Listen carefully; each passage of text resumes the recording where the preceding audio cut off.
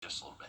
Thanks, Riley. New details tonight on the long-promised water park proposed for South Augusta. The city set aside $5 million in taxpayer money to help jumpstart a water park, but commissioners say Augusta is not planning to build it by themselves. Instead, the city is trying to recruit a private company to come in, put up the rest of the money, and then run the park. The city administrator says Destination Augusta has been collecting proposals and plans to meet with them tomorrow. Your city government reporter Sydney Hood is live at Diamond Lake. Sydney, this water park is still in the planning stages, but there are some changes already underway at the park.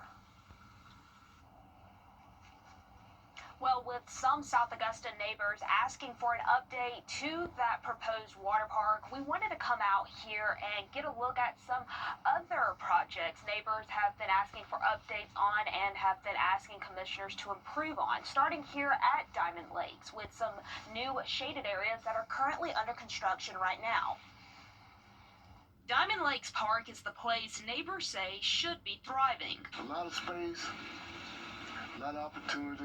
Frank Howard pushed commissioners for months. Because South Augusta is hungry. We're hungry for some change, for some improvement, for something coming to South Augusta. Frank showed us some of the progress in the park. Oh, it's much better. Look much better. 3 new shade areas under construction. And this is only the beginning.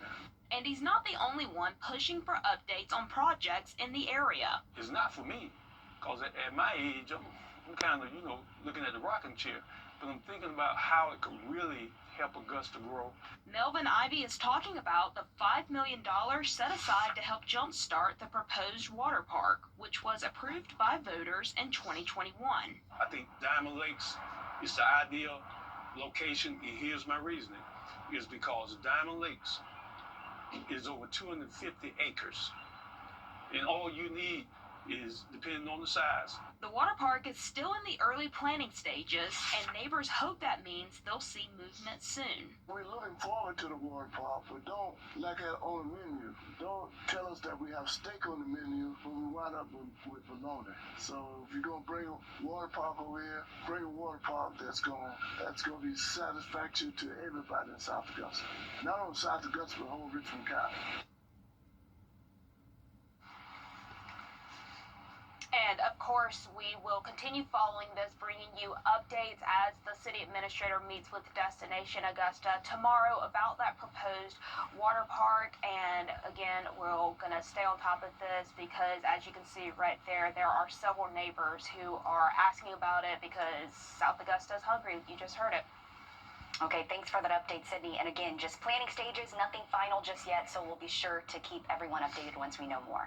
Thanks, Sydney. An Augusta murder suspect in Aiken, an important process called the point-in-time count is over. It's an annual count of how many people are experiencing homelessness in the area and determines how much funding nonprofits and the city's government can get. That count is over, but the work has just begun. Your Audrey Dickerber joins us live in the newsroom. Audrey, funding is at the center of addressing need in Aiken. Right, and the increase in people experiencing homelessness in Aiken has been a big concern for people in the area. Many wanting to get them help, others wondering why now. Well, a group of volunteers went out for the pig count, not only to hopefully get more resources in the community, but to meet them where they're at and see what they can do to help. Even though it's a count, I was out on the street for 5 years. Volunteers are showing that every person is more than that number. I know where they're coming from. And they also know where I'm coming from. I'm not here to hurt them. I'm here to help them. Each day they went out offering a new opportunity to connect with more people. Over here, there's definitely over 600 here. So between the CSRA, you're looking at 1,500 homeless. But this year there were less volunteers, winter weather, and many who didn't want to be included in the count, bringing the total to 40, despite at least 600 they know that are out there. That's a big community. I mean, that's bigger than some of the towns we got around here. And what do you do with it? Well, that's the thing that we're trying to work on. And so is the Salvation Army in Aiken with a match donation challenge for up to $200,000, meaning they could have up to $400,000 to help. That amount of money will help us continue our support in the community with homelessness response, our Life Nav program at our shelter, our Red Shield Youth Center, disaster services, and emergency assistance. The official pit count might be over, but the work is just beginning. Our pit count is every day. We don't just do it for that one time for the government.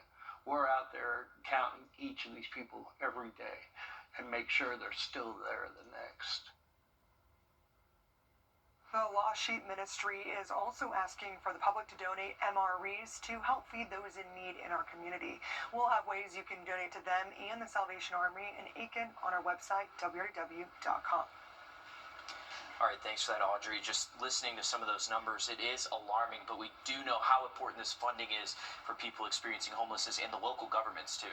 Absolutely, and we're thankful for nonprofits and the resources that we do have in our area, such as the Salvation Army. Thank you, Audrey, for that. Still ahead in sports, a victory off the plane.